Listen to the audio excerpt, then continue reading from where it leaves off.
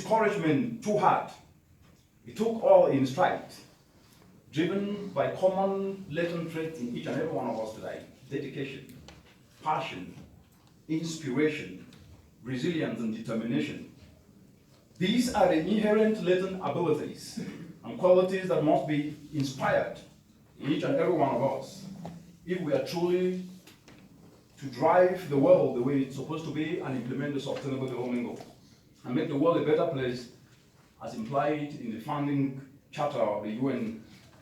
Once over time, I came to realize that millions of other men, women, mothers, fathers across the entire continent and even the globe faced the very predicament that confronted my mom.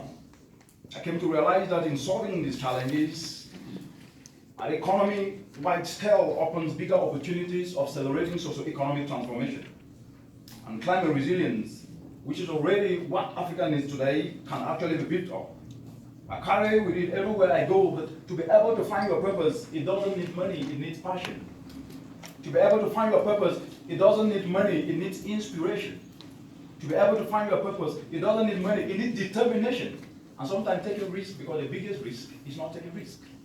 Distinguished colleagues, ladies and gentlemen, it is my sincere hope that all of us seated here today can be able to prioritize to establish our own purpose, and I believe a lot of you have already done so. That we take it further by aligning our purpose with what we do here.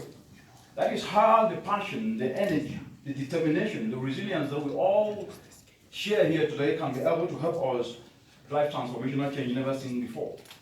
Distinguished colleagues, ladies and gentlemen, as you see in this book in chapter 4, even in extreme drought, the lion does not succumb to eat grass because that is against his nature. It is not pride, it's just against the lion's nature not to eat grass, to succumb to eating grass despite the economy of the jungle. A lion will never ever eat grass. What this means is that as I transition in chapter 4 towards the thrust of the book in chapter 5 and beyond, I use this proverb to elaborate the resilient mindset we as citizens of the world share. Because it is not about us or them, it is always about all of us together that can be able to collectively address the challenges we face in the world today. We must be able to move forward, to seize opportunities inherent in the African continent and indeed the global challenges that I enumerated earlier. The logic being very simple. The logic being very simple that even when we have our purposes aligned to what we do, it will not be a walk in the park. It will not be a walk in the park. We must take on the mindset of a lion to be able to surmount obstacles that will come our way. I mentioned outstanding Africans who demonstrated this resilience that we should be able to emulate in chapter 5. In chapter 5, I elaborated how Africa's core challenges are opportunities to accelerate socio-economic development. As an example, I pointed out that in the area in which we live today, of global competition, African economies, as we're speaking today, are actually 2,000% less productive than competitors in developed regions. And this is further exhibited by the fact that manufacturing has stagnated at a dismal 10% since the 1970s.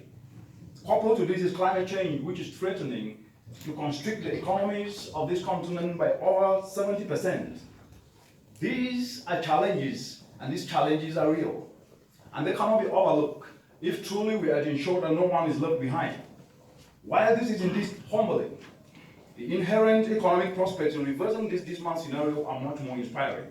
If you take the cocoa value chain in the African continent today, most of the countries that produce cocoa found in the African continent, the largest cocoa producer of cocoa beans found in this continent, it has a level advantage, but having a significant chunk of people also means that up to 70% of the working population are engaged in this sector, 70% engaged in the agricultural sector. But when you look at the cocoa value chain, the global worth of it is $100 billion US. Do you know how much Africa benefits from it? It's just 2%. That's just 2 billion. 98 billion Africa is not benefiting. Very simple. Africa produces, sweat to produce, doesn't add value to what they produce. And as a result of that, Africa is sweating, but not eating sweets. Distinguished colleagues, ladies and gentlemen, this is not just about cocoa. When you take the cassava value chain, we take the sorghum value chain, The list goes on. But what I'm trying to tell you here is quite very simple. If we are to draw from basic economics, it doesn't need to be an economist to understand this.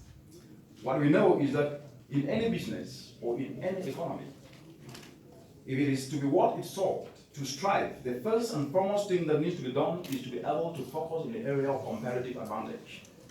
And Africa's comparative advantage will become its competitive edge. 65% of uncultivated arable land is in this continent.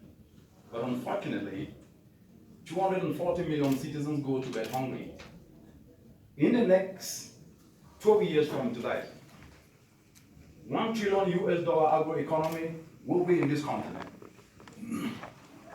But it is still a sector in the continent that is not even put up to be the most prioritized area, because the agribusiness is worth $1 trillion in 12 years from today.